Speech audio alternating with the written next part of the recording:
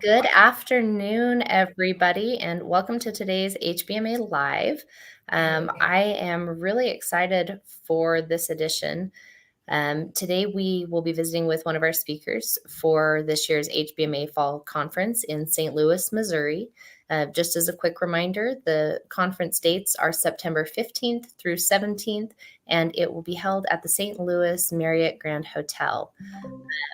I am especially excited about today's interview because I have heard many good things about our interviewee and that he has lots of valuable content, but I've never had the privilege of hearing him speak.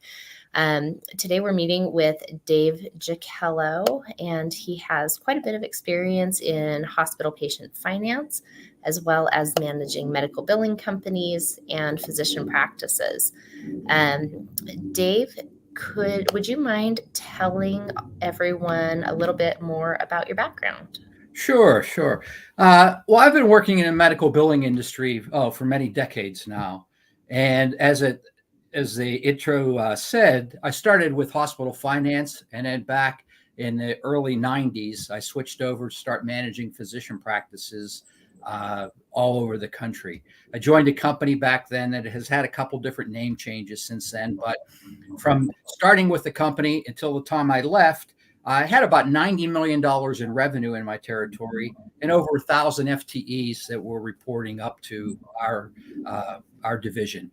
So a lot of experience. I've worked with over thousands of billing companies. We've been conducting the Owners and Managers Conference for over 20 some years. And we've had many attendees. So it's well over 1,000 companies I've worked with. And my goal is I'm not a medical biller anymore. I don't have a medical billing company, but I still have a passion to help medical billing companies succeed. And that's where I focus my efforts now. I don't want to have to deal with the clients, and I don't want to have to deal with the employees, but I love helping owners of billing companies do those things. So, Well, there definitely are a lot of challenges in the medical billing industry. A lot of headaches, a lot of stress. So I definitely understand that. So at our fall conference this year, can you tell our listeners today a little bit of what you're going to be speaking about? sure, that the point of my talk is going to be talking about having a strong number two in your company. The reason I think that's so vitally important is almost every billing company tells me they want to grow, they want to get bigger, they want to add clients, but many of them don't have the support staff behind them to take that next step. So, an owner only has so much span of control, so much scope of responsibility they can handle. That's why many times a lot of the billing companies I work with are 50 or less FTEs, because that's about all you can handle. If you're the owner and you're expected to do everything, if you're expected to be the salesperson, the client service rep, hire and fire your employees, teach and train. So I want to help folks in this conference, if they want to continue to grow, if they want to expand and have more opportunities in their businesses, how do they develop or pick a strong number two? Or whether you want to call them a chief operating officer or whatever name you want to deal with. But there are three things I'm hoping to accomplish in this session. One is to talk about the requirements you need to have a competent COO. I mean, normally what I find a lot in companies is they'll say, okay, who's the best payment poster? And they move them up to be payment manager. It doesn't always work. And that's the same thing. You just can't say who's my best supervisor or team leader and let's move them into the COO role. Yeah, they definitely can develop into that. But we're going to talk about what skills do they need to successfully make a transition from any type of leadership role in your company up to that second level. So we're going to talk about the responsibilities. We'll talk about some of the essential skills that are needed to be able to deal with that. As you're moving up in the organization, what you're finding is that people are really not paying you for doing stuff. People are really paying leaders for getting things done through others. So we'll talk about how you do that appropriately. how you can start following those types of skill sets. And then lastly, we'll spend a little bit of time about, should you develop a COO from in your company, or should you go out and recruit somebody to bring them in as the number two? So they're the three areas that we'll hit on, plus many, many more tips and techniques. But the goal of the session is, if you want to grow, if you want to expand, this is what you need to do to get that competent number two into position to continue with your success.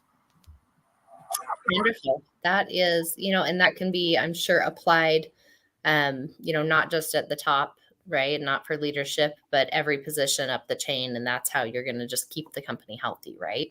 Correctly. I mean, going from a team leader to a supervisor, supervisor to a manager, manager to a COO, all those different steps require different skill sets, but most people don't contemplate what they need to do to be successful.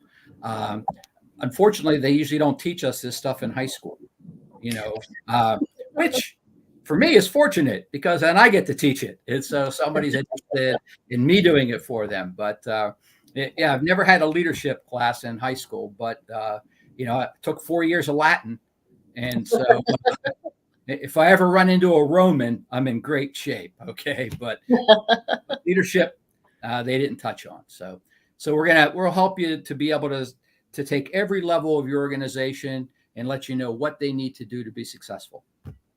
That's exciting. And so, you've kind of covered what are the different topics and the areas that you're going to go through. What are some key takeaways that people can just take home and, put in place right away? Okay. Well, they can do an inventory of, are they ready for growth? We'll talk about looking down your current staff thing that you have. Are there people that are capable of taking that next step up? Or you'll know that I need to go out and start recruiting now to bring someone in, if indeed my goal is to continue to expand or grow.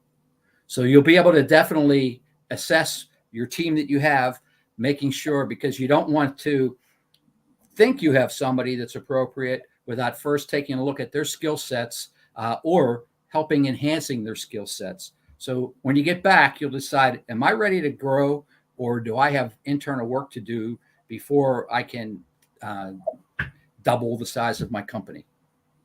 Exciting. That's some very, very helpful and some big things to take away from a session. So that's exciting. I can't wait for the fall conference. Great. Oh, either can I. It's one of my favorite topics, and I really, a lot of my clients have been successful by applying these techniques to get their staffing exactly where they wanted it. And again, you don't have to be a company that wants to double your size. That's not the point.